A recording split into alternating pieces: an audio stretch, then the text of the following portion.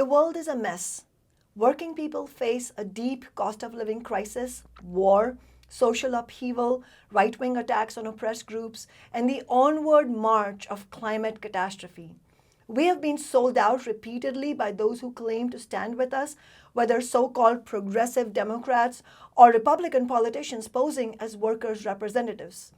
Working people are starting to fight back, and already 322,000 have gone on strike this year. But we urgently need to get organized, and we need our own independent fighting organizations. That is why Socialist Alternative and I have launched Worker Strike Back. This is the first episode of On Strike, a production of Worker Strike Back. I'm Kshama Sawant. And I'm Bia Lacombe.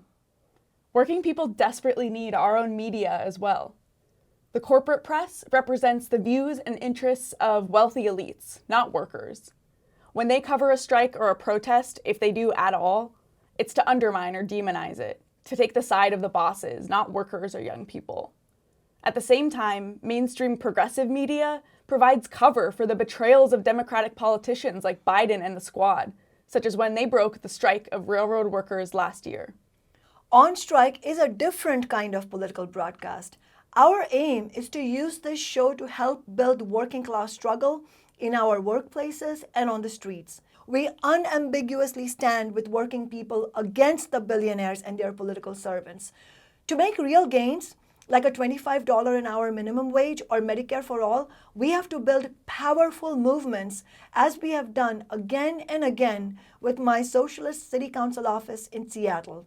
We need concrete, fighting strategies that can point a way forward to win. Right now, in Florence, Kentucky, one of the most important union drives in the country is underway.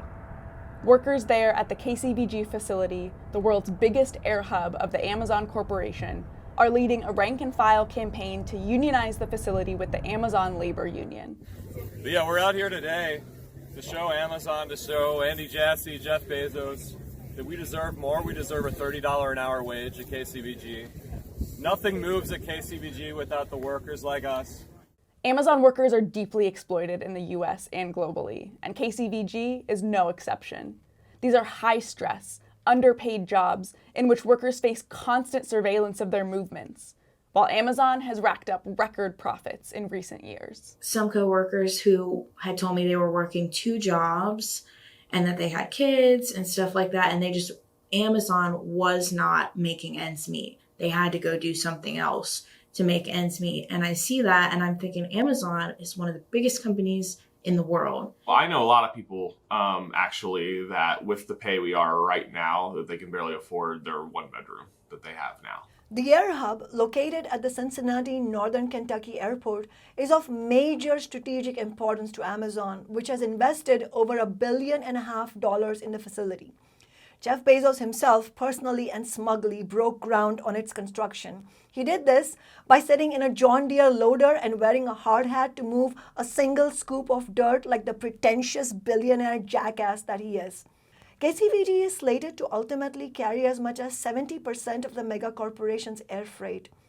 Amazon's corporate suits at their headquarters in Seattle often refer to the KCVG Air Hub as the Death Star. KCVG is essential to Amazon's plans to realize one-day delivery, and it's one of the largest capital investments the corporation has ever made. For all those reasons, the facility is key for the workers' movement. It's a strategic choke point to shut down the corporation's profits if Amazon continues to steamroll over workers' rights and continues to engage in brutal union busting. If KCVG workers can overcome the union busting, they will have enormous leverage to win a union and their first contract, which will give a huge boost in the fight to unionize Amazon everywhere. Because if the workers shut down the Air Hub facility, they will be shutting down Amazon's very empire at the same time. Workers at KCVG are fighting for a $30 an hour starting wage, 180 hours paid time off, and union representation at every disciplinary meeting. These powerful demands have broad support with workers at the facility and have led to a rapid pace of workers signing union cards in favor of joining the Amazon Labor Union. This will be a massive battle because Amazon and billionaire bosses like Jeff Bezos and Andy Jassy are well aware of what's at stake. If the workers succeed, it would have an explosive effect on American working class consciousness. Not only on every Amazon worker who goes home after every shift bruised and beaten down, but also on workers in every other industry who will look at that victory and say, we could win that too. Unionizing Amazon is at the heart of the struggle to rebuild a fighting labor movement in the United States. The path forward for the workers' movement in this era leads straight through this trillion-dollar corporation, where 1.5 million workers are producing the astronomical profits that have made Bezos one of the richest men in the world. That is why, almost from the very beginning, the union drive has faced relentless retaliation from the bosses, including the firing of lead union organizers like Edward Clark. But I was fired because I was help organizing the union, point blank. I was a target. I wasn't afraid that I built a name for myself around there. In the fact that I stood up to management on a daily basis. Every time something happened or every time an associate was either injured or something happened, I was there to help that associate. We need to stand together. There's more of us than it is of them. The longer we stand together, the right we fight, the better we are off. Yeah, management's firing of Ed Clark was a calculated move to try and push back the campaign from gaining momentum, but it's actually had the opposite effect. I think every time management's attacked us, we've pushed back twice as hard, and that's actually inspired a lot of our coworkers to fight back. Amazon spent an unprecedented $14.2 million on union-busting consultants in 2022. They've been charged with illegal union busting more than 150 times in the last year alone. It will require an all-out, uncompromising rank-and-file campaign to overcome the expensive, often illegal, anti-worker operation Amazon's wealthy executives and major shareholders are well known for. Workers at KCVG are organizing just such a campaign. It all began last November when Amazon executives decided to squeeze their workers dry even more by denying them peak pay. There are a number of pro-union workers at any workplace, right? There's always somebody that you might know at work who was in a union or has some kind of reference point, is watching what happened in Bessemer last year with the campaign there with RWDSU, or was inspired by the victory in Staten Island last year with the Amazon Labor Union. Yeah, I was one of those workers and, knew a few people at work who were watching those things and were inspired by them. But it really wasn't until Amazon came after our seasonal pay that people had any sense that we could fight back against these things. It was a real slap in the face, and I think, people were trying to figure out how to fight back. What makes this union drive at KCVG so significant is not just that it's taking place at one of Amazon's most prized and strategically important facilities. It's also about how the workers are doing it. This is a rank-and-file-led, class struggle-based union drive with bold, clear demands and genuine democratic structures. And the workers launched this knowing they were going up against a trillion-dollar corporation with a long anti-worker track record. These workers have guts. They are also highly motivated by the conditions they face on the job every day. We know the conditions at Amazon are some of the most brutal out there. Amazon workers are seriously injured at more than twice the rate of workers at other warehouses. Over the years, we've seen Bezos squander billions of dollars on things like a 4-minute vanity trip to outer space and the world's biggest super yacht, while Amazon workers can barely pay for rent and food. I want to thank every Amazon employee and every Amazon customer, because you guys paid for all this. That makes for a tinderbox. And last year, Amazon rescinding peak pay was the spark. Last September, Amazon announced that across the company, workers would not receive their usual $2 per hour peak pay wage increase during the intense holiday season. We were at record rates processing and sending out packages on these planes. So we were sending out more packages than ever before, yet we weren't receiving the peak pay. And that made no sense to a lot of people. And that's despite Amazon making more than $50 billion in profits in 2020. And at the same time they announced the rescinding of peak pay, Amazon executives were wasting billions more on stock buybacks and failed investments. And it wasn't just KCVG. Thousands of workers around the country were outraged at Amazon's insulting cost of living raises, which in some areas were as little as 40 cents per hour. Given the historic levels of inflation, this was a pay cut not a raise. In this context, workers at KCVG immediately started petitioning their coworkers for the raises they deserved, and hundreds signed the petition. It just really quickly caught hold. We got something under like 500 signatures in just a week and a half, 2 weeks. We had a very simple leaflet: bring back our peak pay and make it a permanent raise to keep up with inflation. From that moment, people started to wonder, okay, sure, it'd be great to have our peak pay, to have this seasonal benefit or whatever, but we need higher wages here. We need better working conditions. We need real protection from Amazon's favoritism and retaliation against us. That all pointed in the direction of a union. By organizing around this petition, the workers scared Amazon management and quickly won a small victory. In addition to peak pay, the workers began raising other demands about their workplace and realized that the only way to win any lasting change at Amazon would be by forming a union. They started meeting almost daily after work to discuss the key demands, make decisions democratically, and map out next steps. Out of this came the KCVG Organizing Committee, made up of workers who were committed to helping lead a struggle to unionize. And we had our first union meeting. And from there, I was hooked, and I knew that I wanted to be a part of this, and it needed to happen at KCVG. I'd say the biggest thing that workers are excited for is $30 an hour, because so many people have just been struggling to pay bills, to live comfortably, to make ends meet, and to pay for all these things that go into working: childcare, transportation, things like that. The workers officially launched the campaign to form a union in November. In just a few weeks, hundreds of workers had taken the union pledge and become involved in the campaign. They decided on their key demands and immediately began winning support from others around the facility. Not long afterward, in January, Edward Clark, whom you saw earlier, was fired for standing up against bullying and mismanagement at KCVG. Edward had dared to stand up for his co-workers and was a trusted leader in the workplace, which made him a huge threat to Amazon. Workers immediately leapt into action, posting on social media and on their website about Edward's firing and how workers and supporters outside of Amazon could help them fight back. They started raising money for Edward's legal defense and to pay his full income for the duration of his appeal. Workers' Strike Back also spread the word about Edward's firing, making it clear we would not let Amazon get away with this without a fight. Then, in February, in a further attack, Amazon fired 4 employees who work on the aircraft side of the facility, falsely accusing them of responsibility for a technical error.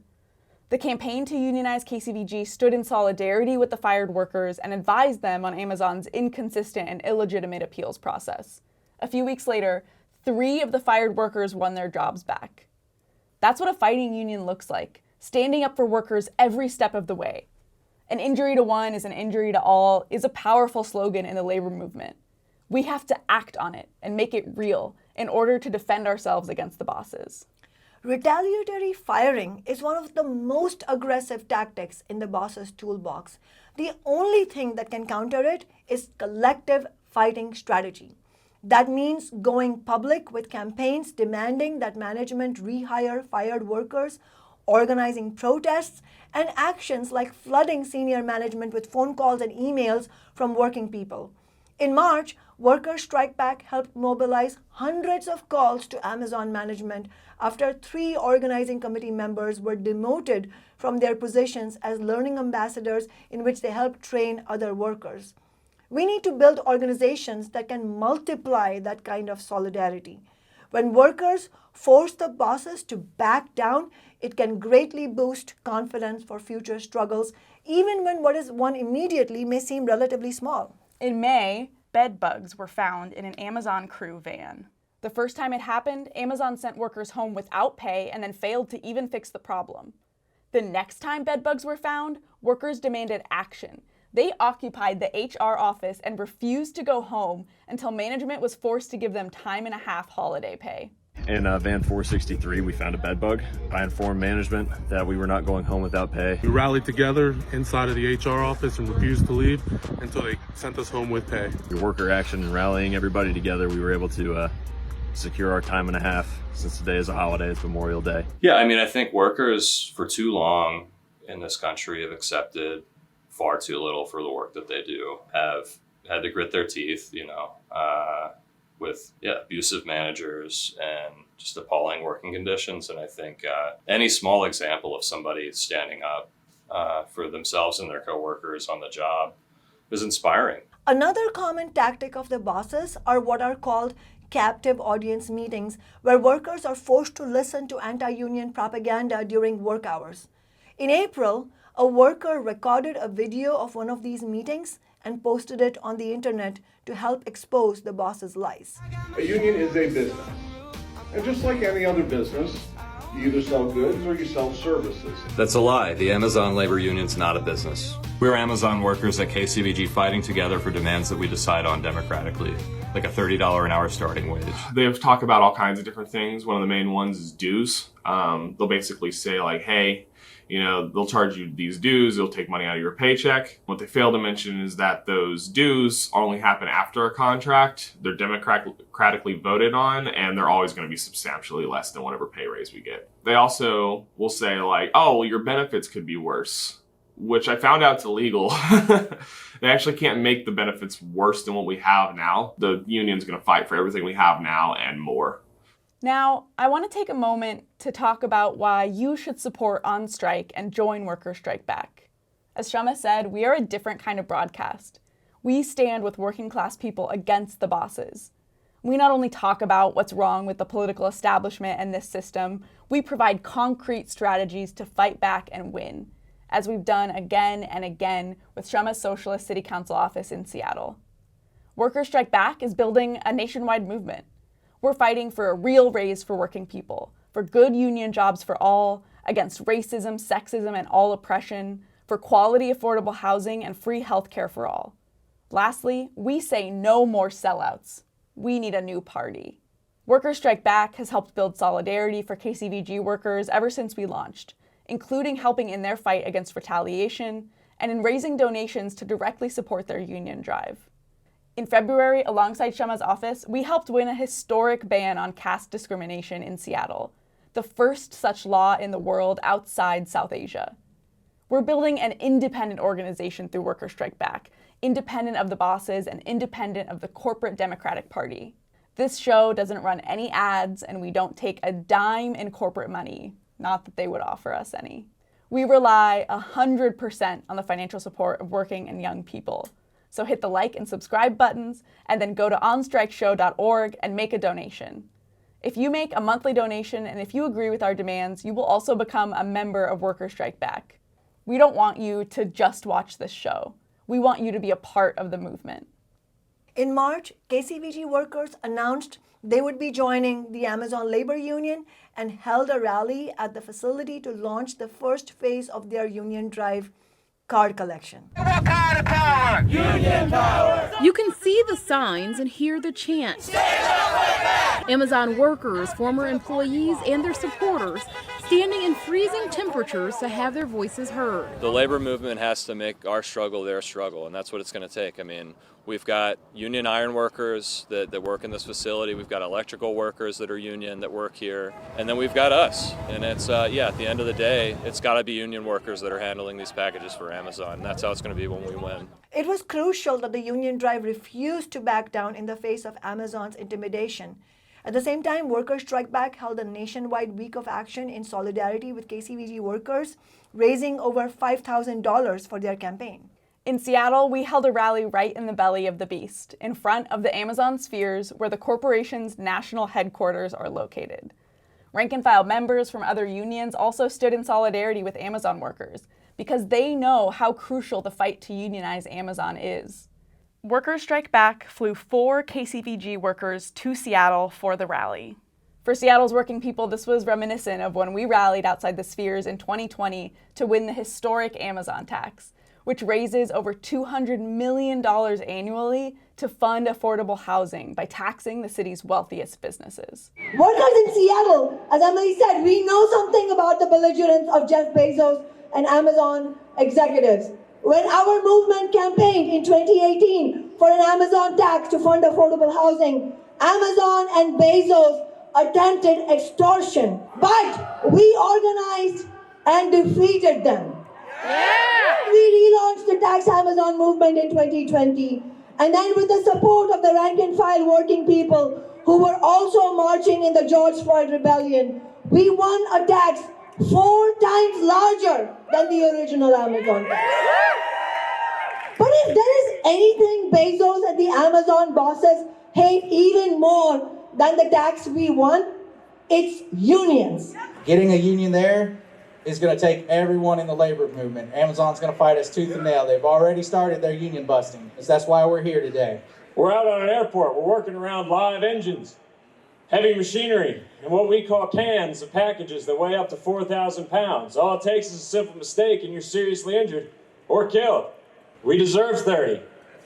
We need 30. The solidarity that Workers Strike Back has been coordinating across the nation is crucial because the working class has tremendous power when it gets organized. Unless we do that, it is a David versus Goliath situation against Amazon. Workers Strike Back activists around the country have set up community tables to talk to working people about this campaign and why it matters so much no matter where you live. Through this solidarity campaign, we've raised more than $20,000 so far to help pay for printing materials, legal fees, supporting workers' appeals processes, and everything else the union drive needs in order to win. This is what's needed if we're going to rebuild a fighting labor movement and win titanic battles like at Amazon. After pulling off the successful card collection launch, despite Amazon's bullying, workers have since gathered hundreds of union cards. An important way they're doing this is with what they're calling battle tables. They go out in groups of 2 or 3 to set up one of these tables in a hallway or near a break room to talk to coworkers about joining the union. Workers who want to get involved are trained at a union orientation on how to collect cards. The workers call them battle tables because they've had to fight really hard just for the right to have them, in the face of Amazon's retaliation and absurd excuses to try to shut them down, including calling these 2 feet by 2 feet tables a quote-unquote safety hazard. Seeing management come out there and harass us multiple times because of a table, it was just things like that. That's when I really realized okay, they really aren't for this and they're going to do everything in their power to make sure this doesn't happen. So we need to do everything in our power to make sure it does. And if this is like a safety hazard, that's why we're talking about it. You've come back around 3 times now and raised the same issue. A couple tables, it's not a safety threat. If you want to talk to our lawyers, that's fine. You're out here to try and intimidate workers. They don't want to see a red vest when they're signing a union card. We know exactly what's going on here. I can say that no one has been injured by our little tables that we've set up. We haven't had any safety issues so far. We do have a right to organize here. We are KCVG employees. Since then, management has backed off a lot, but it was a big fight when we started out, and it's been great to kind of see them realize that they cannot stop us from organizing. If the workers had backed down and accepted this type of attack, it would have dramatically slowed down their union drive and demoralized some of the workers. Instead, they stood up to Amazon's intimidation and saw that it's possible to win against the bosses. Now they have battle tables covering every shift all over the facility. So this is the opposite of business unionism, which is a term some of you might be familiar with. Business unionism refers to the idea that union leaders and bosses can be partners and come together to find mutually beneficial solutions for bosses' profits and workers' living standards and working conditions. Business union-style leaders see themselves as working in cooperation with management rather than being in struggle against the bosses, and they think they can just neutrally negotiate at the bargaining table without any sort of fight. But that's a fantasy reserved for those who make $300,000 a year like many business unionist leaders. In real life, the interests of workers and the bosses are diametrically opposed. All the bosses' profits come directly from the labor of workers. And everything that workers win comes out of those same profits. That means it takes an all-out war against the rich and powerful. Business unionists would never run a class struggle campaign like the one we're seeing at KCVG, and so far, business unionists have not organized a single Amazon facility. Ilan Axelbank is an activist with Workers Strike Back and a member of Socialist Alternative who is helping out with the union drive at KCVG. He was also on site at Bessemer, Alabama, where another union named RWDSU attempted to unionize an Amazon facility 2 years ago. I think one of the weaknesses of RWDSU's approach during this campaign was they had this really great slogan, Black Lives Matter at work, but there wasn't much more to it. Like, how do you make Black Lives Matter at work? If you're not fighting for a $30 an hour starting wage, if you're not fighting for more time off so that Black workers can spend time with their family, if you're not fighting for clear policies that can end racist retaliation at work, for instance, at KCVG, in order for Black lives to matter at work, a big thing that needs to be fought for is more translation at work so that Black African immigrant workers can stand up for themselves. But I think the central reason to me why JFK 8 won and RWDSU lost in Alabama was one, that Amazon Labor Union at JFK 8 had demands. Their demand for a $30 an hour starting wage was front and center in everything they did. Who the hell doesn't want a $30 an hour minimum wage? And if you send the message that the only way we're going to get that is if we come together, fight, and unionize, then you have a real shot at beating Amazon. Another reason I think that they won, towards the end of the campaign, as it got closer to the vote, they had a lot of workers immediately and actively involved in organizing the union. And RWDSU in Alabama, unfortunately, it was essentially a completely staff-driven campaign. The leading workers mainly spoke to the media, but there wasn't a lot of organizing on the shop floor. There weren't regular meetings of workers. By the end of the union election campaign at JFK 8, you had dozens of workers organizing themselves into the different languages that they spoke, having group chats, organizing activity to get their coworkers to vote yes. That's the type of effort we want to build here at KCVG too. One thing that makes ALU KCVG different is they've committed to the idea that any elected leader of their union, any person who works for the union as union staff, will only make the average worker's wage of somebody who works at KCVG. How can you possibly represent people if you're not living like them? Business unionism is not only counterproductive and misguided, it is totally disastrous for workers. It is at the heart of why the labor movement has been in decline for decades and why we now have the lowest levels of unionization since the early 1930s, despite huge public support for unions. This kind of leadership, misleadership really, has undermined any kind of fighting strategy, genuine democracy within the labor movement, and the strong strikes that are urgently needed to win. This is in part because the business unionist leaders are tied at the hip to the Democratic Party.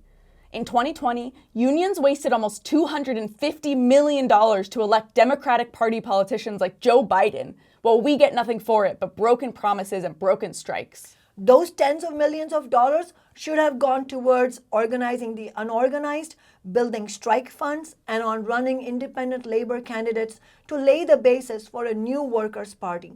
The bosses have two parties, working people need one of our own, and unions must be central in building it. Workers Strike Back is helping organize community support across the northern Kentucky, Cincinnati area, with volunteers tabling and knocking on doors to talk to their neighbors and fellow workers about the historic struggle taking place just a few miles away. During Workers Strike Back's most recent National Week of Action in July, the union held a rally and family day to build the union drive and to celebrate workers' hard work during Prime, when Amazon wouldn't.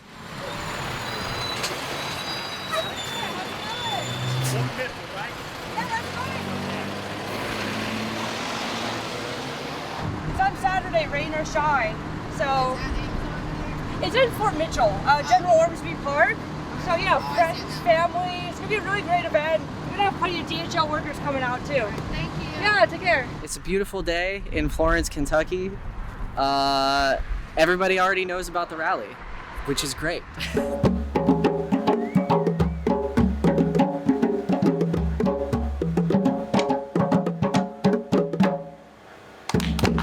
Le syndicat doit éliminer les injustices et les mauvais traitements au niveau de l'entreprise. The union will help us eliminate all the injustice that the company do to us. Racism and anything go like that need to be eliminated in the workplace. Everything is on the line in this fight, and we can't limit what we're willing to do. I'm encouraging everyone here to make sure you've signed in, to leave with materials. Talk to your coworkers, talk to your friends, talk to your family, talk to your neighbors. This is a movement we're building. and the movement just got stronger here today. When we fight, we win. When we fight, The workers are systematically organizing to reach every part of the workforce, regardless of whether they work the night shift or speak English as a second language, or whether in the last election they voted for Biden or Trump or not at all. hey, how you doing? Doing good. Have you heard of the union drive taking place? I'm already on it. You already on it? Already on the list. Did you sign the card? Yeah. Oh, you did? Already Oh, did. okay. Yep. Yeah. You want to, so we're having union orientation? We still have meetings on Tuesdays and Thursdays? Yeah, exactly. Yeah. So come on out and like we can talk more about what we're up to and see if you want to get more involved because it's going to take everyone, these Right. people. I know. They don't want this to happen. I know. They are standing up against all the boss's efforts to divide them. Many of the workers are immigrants, yet Amazon barely provides any translation for necessary work-related materials, even though this creates real safety hazards and it would cost them pocket change. The bosses don't want to spend on workers' safety and they erect whatever barriers they can to keep workers from uniting. That's one reason why workers have been fighting to ensure widespread translation of facility materials into multiple languages. This is Marcio, a member of the KCVG organizing committee, talking about their fight for translation rights. It's very important for me to have translation here for every language because I myself am an immigrant. I'm disgusted by the way that Amazon treats the Latino community there. So one of the things that we're doing with the union is launching a petition so we can get these materials translated. Any type of work order, any type of safety stuff that they give us, it's in our language. I've worked with Amazon at other facilities where they have HR, they have translations for any type of language you can think of. It's weird to me that when I come here to KCVG, they don't have that for us here. People are getting hurt because they're not getting trained properly. Where'd you immigrate from? I'm from Honduras. Honduras? Hablo español más o menos con fluidez. It doesn't help any of the other workers here. From the beginning of our campaign, we've really been clear on the need to act like a union before we have a union. What that means for our campaign is that through collective action, we can win concessions for management on certain issues. It's a big deal for us as a union because all these safety concerns, when they come in here, they don't understand what they're doing plain sight. All these materials are in English, even every warning sticker is in English, and they aren't going to get what to do there. And it's very important for us, for them to stay safe there. Do you guys see all the different signage we've posted up there? The signage We've is all got in French English. and I don't know if you've seen the installments lately or some of the signs in the restrooms. All installments are in English. The only thing I've seen translated here is to not flush stuff down the toilet. It's going to get people hurt. It's going to get other employees hurt. So I invite more people to come into the union because union fight for translation in KCVG because we have most people from Africa and particularly in Congo, we speak French and we need somebody who's speaking French in KCVG. We've had hundreds of people sign up on this. It's clearly an issue that people do care about. And I think it's just a really unifying force that like something so basic could be won here. People want that. They want that for themselves. They want it for their coworkers. They want a safe work environment. And then one that also people don't get discriminated against. Amazon wants to divide us by language, race, and nationality. Amazon azolinga divise bato na ba race na bango couleur apo na yo na langue na yo wana eza malamu te. We can never let this happen. Workers know that the fight to unionize any Amazon facility is an uphill battle, and that Amazon bosses will use every dirty trick in the book. We saw this at the JFK 8 facility in New York, where last year workers won the first ever Amazon union election, and Amazon executives retaliated against workers and broke the law again and again. They were prepared to pay whatever fine if they thought it could stop the workers from winning their union. This tells you a lot about what unions mean for both bosses and workers. The billionaires wouldn't be so viciously opposed to unions if it was true, as Amazon likes to say, that workers would be better off without them. If that were true, then why would Amazon have spent a record $14.2 billion on union-busting consultants last year alone? The bosses know that a union, especially a fighting rank-and-file-led union, means they're forced to pay better wages and provide safer conditions, all of which cut into their profits. A union means workers have a tool, an organization to defend themselves. Rather than being easy prey for the bosses as atomized individuals, workers have a means to collectively fight back. Decades of data shows that unionized workers get far better wages and benefits. A U.S. Bureau of Labor Statistics study found early this year that union members get paid 18% more than non-union members. In the case of Amazon, that would be hundreds of millions of dollars going to the workers who created that wealth, instead of into Jeff Bezos and company's deep pockets. The billionaires don't want that. This is the brutal reality of capitalism. It is an objective fact. And when the bosses talk about shared sacrifice, they mean sacrifice by workers, while they themselves reap the benefits and drink martinis on their yachts. When they talk about the company doing well, they mean doing well for them. This system pits working people against the super rich and their corporations. This is as true in Kentucky today as workers fight for $30 an hour as it was 100 years ago when Kentucky coal workers were fighting for living wages and for their very lives against brutal conditions and black lung disease. We need to learn the lessons of those past struggles of working people, from both the victories and the defeats. In the early 1930s, the labor movement was in a period of serious decline. In 1933, the number of labor union members was about 3 million, compared to 5 million a decade before. The first stages of the Great Depression had had a stunning effect, acting as a temporary block on worker struggles, as had the failed strategies of collaboration with management adopted by many union leaders. Then, in 1934, there were 3 strikes that led the way to a historic resurgence of the labor movement. They took place in Minneapolis, Toledo, and San Francisco. These pictures of the Minneapolis truck drivers' strike, typical of disorders flaring up in various cities, show a spirit of lawlessness which has no place in America. They were in different states and in different industries, but they had some crucial things in common. First, they adopted fighting class struggle methods. In the cases of Minneapolis and San Francisco, this led all the way to citywide general strikes. We are asking for a general strike to keep organized labor on the Pacific Coast. We are not only asking for it, but we're going to get it. The second thing they had in common was that they were led by socialists who understood that the bosses and all parts of the political establishment would line up against them. Michigan National Guardsmen roll into the auto strike zone to reinforce the troops already there, while the governor and federal mediators seek peace. They knew that workers could not afford to have illusions that they could simply negotiate with the bosses, but that they had to build the widest possible working class unity and power. Workers don't win by making moral arguments at the bargaining table, but from militant organizing in the workplaces and on the streets. With these 3 strikes as the spark, a mighty unionization movement developed, most importantly in the auto industry. This resulted in the birth of the CIO, the Congress of Industrial Organizations, and union membership grew by nearly 5 times over the next decade. Workers in the auto industry had enormous leverage in the U.S. economy at that point in time, much like Amazon and UPS workers do today. By shutting down strategic factories with sit-down strikes like the one in Flint, Michigan, auto workers exercised a chokehold over the U.S. economy.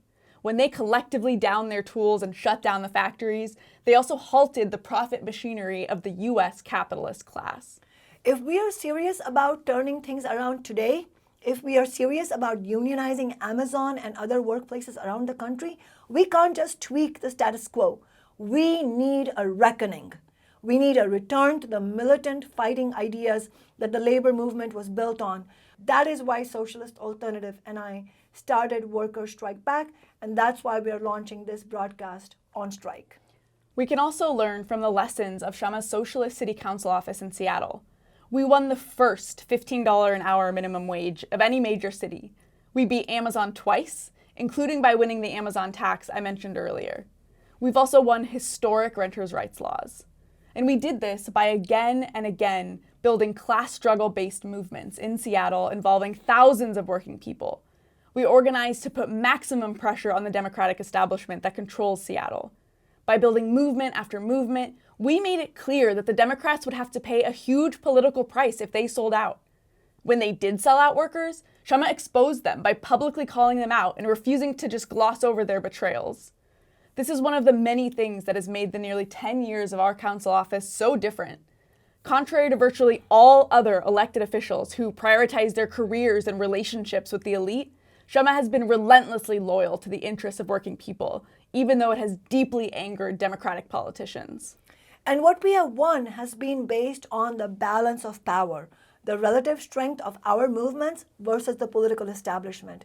We took a very serious approach to analyzing our struggles, the forces we could activate in each, the tactics that could put pressure on the Democrats, and the demands and slogans that could energize people to fight back. KCVG workers are also taking this kind of serious approach to building a workers' movement at the Amazon Air Hub and of analyzing and anticipating what they can expect from Amazon bosses. We cannot afford to be disorganized or reactive. The bosses aren't. They are highly organized and they take the battle against us workers very seriously. We need to be prepared, not surprised by events. One thing we can expect at KCVG is that even with a union election victory, it will very likely take a strike to win a first contract because Amazon is so determined to avoid a union. We can see that already at the JFK 8 facility. Amazon executives have completely refused to even begin bargaining for a contract for over a year since workers won their union election.